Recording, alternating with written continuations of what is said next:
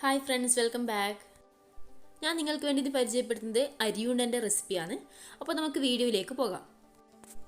അരിയുണ്ട ഉണ്ടാക്കാൻ വേണ്ടിയിട്ട് ആദ്യം തന്നെ ഞാൻ എടുത്തുള്ളത് 1/4 സേർ കുറുവ അരിയാണ്. ഏത് ടൈപ്പുള്ള പുഴുക്കലരിയും ഇത് ഉണ്ടാക്കാൻ വേണ്ടിയിട്ട് എടുക്കാം. പിന്നെ 1/4 സേർ എന്ന് പറഞ്ഞാൽ മെഷറിംഗ് കപ്പിൽ 1.5 കപ്പാണ്. ഞാൻ ഇതിലേക്ക് ആവശ്യമായിട്ടുള്ളത് ശർക്കര അഥവാ വെല്ലമാണ്. അപ്പോൾ ഞാനിത് 400 ഗ്രാമാണ് എടുത്തിട്ടുള്ളത്. ഇതിലേക്ക് നമുക്ക് വേണ്ടത് തേങ്ങയാണ്. അപ്പോൾ അത്യാവശ്യം വലിപ്പമുള്ള ഒരു തേങ്ങയാണ് ഞാനിപ്പോൾ എടുത്തിട്ടുള്ളത്. നമുക്കിത് ചിരകിയിട്ടെടുക്കാം. ഇനി ഇതിലേക്ക് കുറച്ച് പശു നെയ്യിൻ്റെ ആവശ്യമുണ്ട്. 6 kg നെയ്യാണ് ഞാൻ എടുക്കുന്നത്.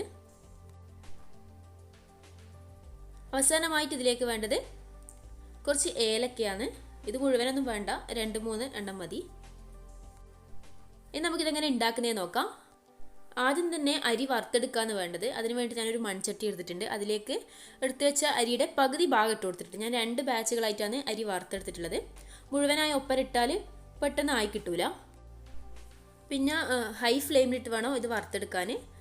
നല്ലോണം ഇങ്ങനെ ഇളക്കിക്കൊണ്ടേ നിൽക്കണം. അരി ചെറുതായിട്ട് ഇങ്ങനെ പൊട്ടി പൊട്ടി വരുന്നുണ്ട്. നല്ലോണം ഇങ്ങനെ ഇളക്കി കൊടുക്കുക. 4 മിനിറ്റ് കൊണ്ട് തന്നെ ഇത് റെഡിയായി കിട്ടും. അപ്പോൾ ഫസ്റ്റ് ബാച്ച് ഇവിടെ ആയിട്ടുണ്ട്. അപ്പോൾ നിങ്ങൾക്ക് കണ്ടാൽ മനസ്സിലാവും ഈ ഒരു പരുവത്തിലാന്നുള്ളത്. ഇത് നമുക്ക് മറ്റൊരു പാത്രത്തിലേക്ക് മാറ്റി കൊടുക്കാം. അതിനുശേഷം അടുത്ത ബാച്ചും കൂടി ഇതേപോലെ തന്നെ വറുത്തെടുക്കാം.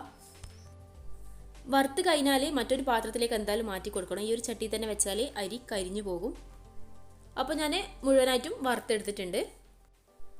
അതിൻ്റെ ചൂട് പോകാൻ വേണ്ടി ഞാൻ മറ്റൊരു പാത്രത്തിലേക്ക് മാറ്റി കൊടുത്തിനു. അപ്പോൾ ഇതിൻ്റെ ചൂടെല്ലാം പോയിട്ടുണ്ട്. നമുക്കിതൊന്ന് പൊടിച്ചെടുക്കാം. ഒരു മിക്സിയുടെ ജാർ എടുത്തിട്ട് അതിലേക്ക് ഈ അരി ഇട്ട് കൊടുക്കാം. മുഴുവനായി ഞാൻ ഇട്ട് കൊടുക്കുന്നില്ല, കുറച്ച് കുറച്ചായിട്ട് പൊടിച്ചെടുക്കാം. അപ്പോൾ ഞാനിത് പൊടിച്ചെടുത്തിട്ടുണ്ട്. നല്ല ഫൈനായിട്ട് പൊടിച്ചെടുക്കണം. ഇത് ഞാനൊരു പാത്രത്തിലേക്ക് മാറ്റി കൊടുക്കലാണ്. ബാക്കിയുള്ളത് ഇതുപോലെ തന്നെ ഞാൻ പൊടിച്ചെടുത്തിട്ടുണ്ട്.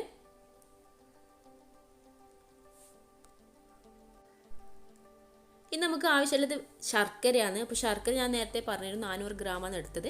അത് ചെറുതായൊന്ന് ഇതേപോലെ പൊടിച്ചെടുക്കുക. അതിനുശേഷം മിക്സിയുടെ ജാറിലിട്ടിട്ട് നല്ലോണം അരച്ചെടുക്കുക. അപ്പോൾ ഞാനിതൊരു മിക്സിയുടെ ജാറിലേക്ക് ഇട്ട് കൊടുക്കലാണ്. അപ്പോൾ നമ്മൾ നേരത്തെ എടുത്ത് വെച്ച തേങ്ങ ഞാൻ ചിരകി വെച്ചിട്ടുണ്ട്. തേങ്ങയും ശർക്കരയും കൂടിയിട്ട് ഒപ്പരാണ് അരച്ചെടുക്കേണ്ടത്.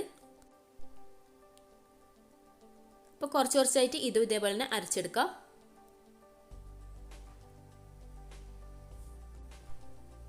എൻ്റെ ചാനൽ ആദ്യമായിട്ട് കാണുന്നവരാണെങ്കിൽ ഒന്ന് സബ്സ്ക്രൈബ് ചെയ്ത് സപ്പോർട്ട് ചെയ്യണേ. തൊട്ടടുത്തുള്ള ബെൽ ബട്ടൺ കൂടി ക്ലിക്ക് ചെയ്തിട്ട് ഓൾ എന്ന ഓപ്ഷൻ കൊടുത്താൽ ഞാനിടുന്ന എല്ലാ വീഡിയോസും നിങ്ങൾക്ക് നോട്ടിഫിക്കേഷനായി ലഭിക്കും. നമുക്കിത് അരച്ചെടുത്തിട്ട് വരാം. അപ്പോൾ ശർക്കര നല്ലോണം ഇങ്ങനെ അരഞ്ഞ് വന്നിട്ടുണ്ട്. നിങ്ങൾക്ക് കണ്ടാൽ തന്നെ മനസ്സിലാവും. ഇനി നമ്മൾ ഇത് നേരത്തെ മാറ്റി വെച്ച അരിപ്പൊടിയിലേക്ക് ഇട്ട് കൊടുക്കുക.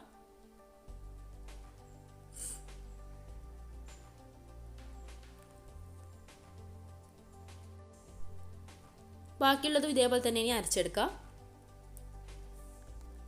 പല സ്ഥലങ്ങളിലും പലതരത്തിലാണ് അരിയുണ്ട ഉണ്ടാക്കിയെടുക്കുന്നത്. നമ്മളെ നാട്ടിൽ ഇങ്ങനെയാണ് കേട്ടോ ഉണ്ടാക്കിയെടുക്കുന്നത്. പിന്നെന്താണെന്ന് വെച്ചാൽ കുറേ ദിവസത്തേക്ക് കേടുകൂടാണ്ട് സൂക്ഷിക്കാൻ വേണ്ടി പറ്റും ഇത്. അപ്പോൾ നമ്മൾ ഇതിലേക്ക് ഏലക്ക ഇട്ട് കൊടുത്തിട്ടില്ല. അപ്പോൾ ഈ സമയത്ത് ഞാൻ 2 ഏലക്ക ചേർത്ത് കൊടുക്കുന്നുണ്ട്. ബാക്കിയുള്ളത് ഇതേപോലെ തന്നെ അരച്ചെടുക്കാം. അപ്പോൾ ഞാൻ മുഴുവനായി അരച്ചെടുത്തിട്ടുണ്ട്. അത് മുഴുവൻ ഈ അരിപ്പൊടിയിലേക്കാണ് ചേർത്ത് കൊടുത്തിട്ടുള്ളത്. ഇനി ഇതിലേക്ക് 1 ടേബിൾ സ്പൂണ് പശു നെയ്യ് ഒഴിച്ചു കൊടുക്കുക. ഇനി നല്ലോണം മിക്സ് ചെയ്ത് കൊടുക്കുക. ഇപ്പോൾ ഒരു സ്പൂൺ വെച്ചിട്ടോ ഒരു സ്പാച്ചിൽ വെച്ചിട്ടോ ഇതേപോലെ നല്ലോണം മിക്സ് ചെയ്ത് കൊടുത്താൽ മതി. ഇനി നമുക്ക് സ്പാച്ചിലെല്ലാം മാറ്റിയിട്ട് കൈ വെച്ചിട്ട് നല്ലോണം മിക്സ് ചെയ്ത് കൊടുക്കാം.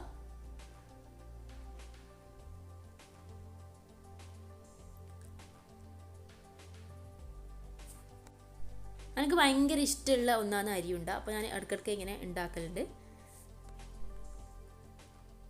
അപ്പോൾ ഞാൻ നല്ലോണം മിക്സ് ചെയ്തെടുത്തിട്ടുണ്ട് കേട്ടോ.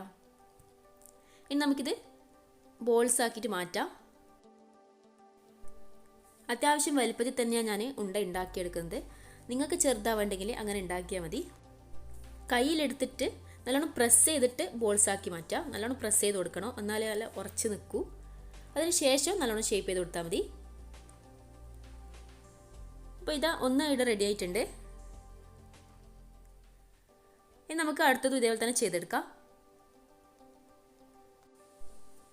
ഈ ഒരു അളവ് വെച്ചിട്ട് അരിയുണ്ട ഉണ്ടാക്കിയാൽ നല്ല പെർഫെക്റ്റ് ആയിട്ടുള്ള അരിയുണ്ട നിങ്ങൾക്ക് ഉണ്ടാക്കിയെടുക്കാൻ വേണ്ടി പറ്റും.